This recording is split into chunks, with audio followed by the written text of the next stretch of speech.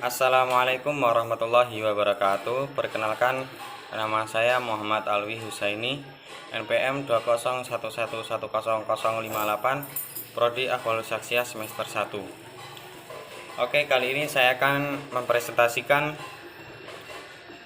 sejarah tokoh Islam Harun ar-Rasyid.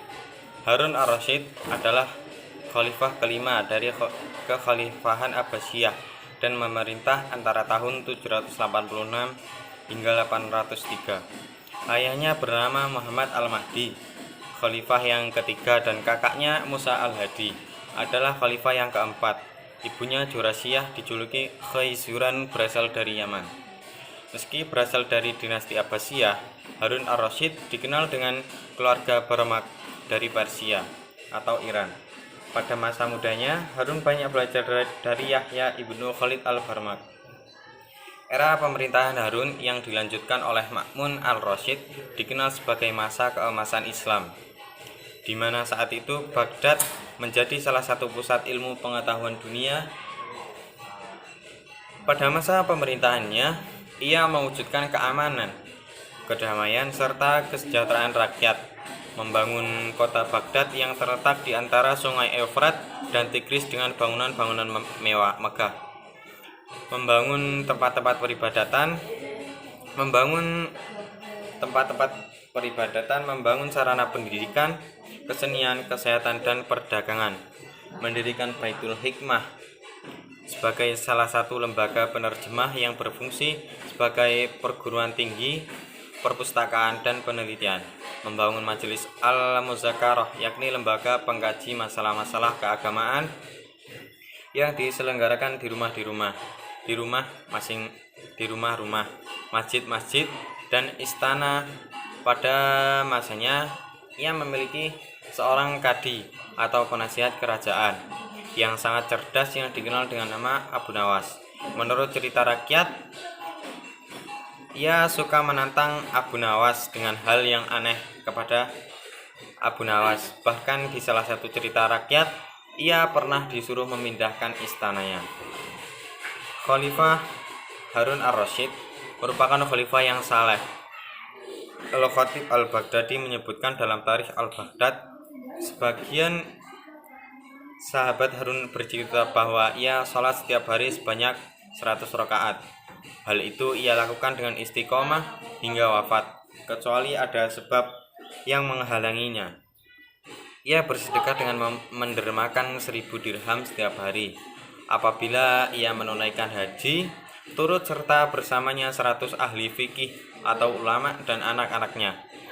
Jika ia tidak berhaji, maka ia menghajikan 300 orang dengan bekal baju besi, kiswah, dan yang lainnya.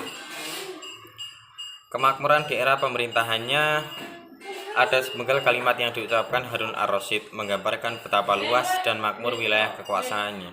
Suatu hari, al-Rasyid melihat awan mendung, kemudian ia mengatakan, "Hujanlah dimanapun yang kau inginkan, hasil bumi pun akan datang padaku." Hujan tersebut akan bermanfaat bagi kaum muslimin, baik turun di wilayah kekuasaan Islam, dinasti Abbasiyah, atau di luar wilayah tersebut. Jika dia turun di wilayah Islam, kaum muslimin akan memanfaatkan airnya untuk minum dan mengairi ladang mereka. Dan jika turun di selain wilayah kaum muslimin, hasil buminya akan datang kepada umat Islam dalam bentuk jizyah. Inilah gambaran kemuliaan, kemakmuran, dan kekuasaan kaum muslimin di era Harun ar-Rasyid rahimahullah. Kemudian wafatnya Harun ar-Rasyid.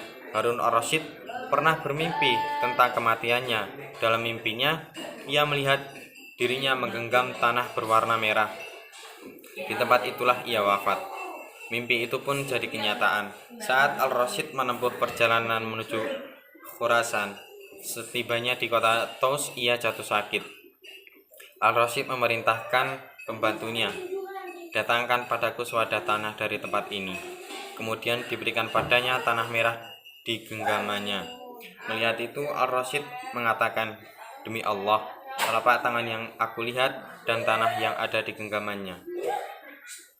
Ia memerintahkan penggalian makamnya saat ia masih hidup. Kemudian ia minta dibacakan Al-Quran seutuhnya. Setelah itu ia minta dibawa ke makamnya menuju tempat. Inilah perjalanan hidup ini, wahai anak Adam, kata Al-Rasyid. Kemudian ia pun menangis. Lalu 3 hari kemudian Harun Ar-Rasyid meninggal.